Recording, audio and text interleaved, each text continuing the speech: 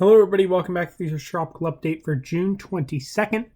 We are once again watching a few areas that could develop in the Atlantic, as well as Tropical Storm Celia, which is no threat to land, so I actually won't talk about that. So let's jump right into the things that we're looking at in the Atlantic, beginning first with the American model. Here we see a number of areas of interest over the next few days, although I guess they aren't really areas of interest yet. This is through the next week. That's through Wednesday morning. Next Wednesday morning, we have something that could develop in the Pacific. We really don't care about that because it's not really going to affect land.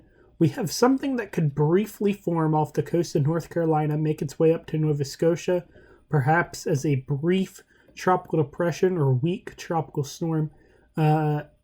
Odds are nothing really happens with that, but it's notable not only because it's on the GFS, but also on the European model, and I'll show you the European here in a second.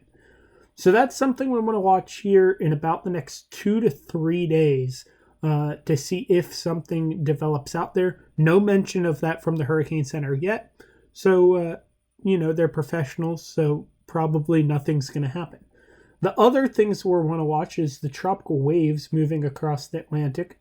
You can see that on our opening slide here. I'll actually go back real quick. Off the coast of Africa right now, a lot of precipitation and moisture.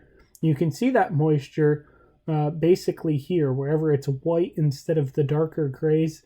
There's a little bit of moisture in the air. So like I said, we want to keep an eye on that tropical wave. If it gets far enough to the north, it could become a tropical cyclone, a depression, tropical storm, something like that.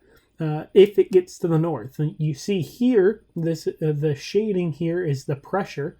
The pressure is very high here over the Atlantic, and that means that storms can't go here. Low pressure can't go to the high pressure. That's not how it works.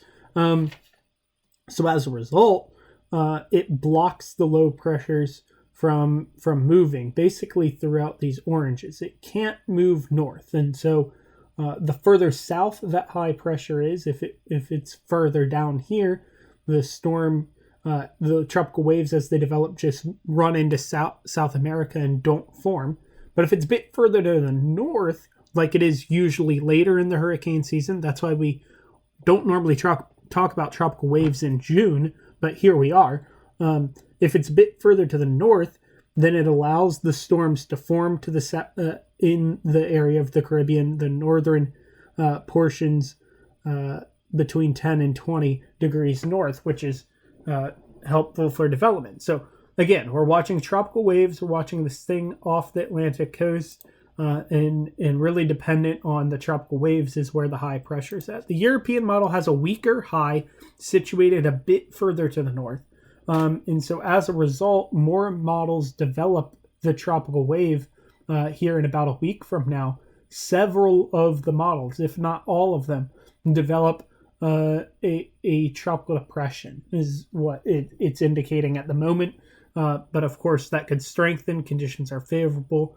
Lots of energy here in the Caribbean Sea, very warm, unseasonably warm, actually. And so we'll want to keep an eye on that.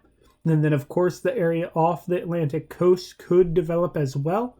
And finally, while we're at it, 3 models tap into a tropical depression forming in the Gulf of Mexico. And you do see there is some indication that happens on the GFS too. So regardless, there does appear to be a potential for some tropical cyclone activity, but no strong indication of what could happen quite yet. So again, no active tropical cyclones, but there are a lot of things that we want to keep watching. The area off the Atlantic seaboard is one of them. Those tropical waves is another one, and perhaps in a week from now we could be looking at the something in the Gulf as well.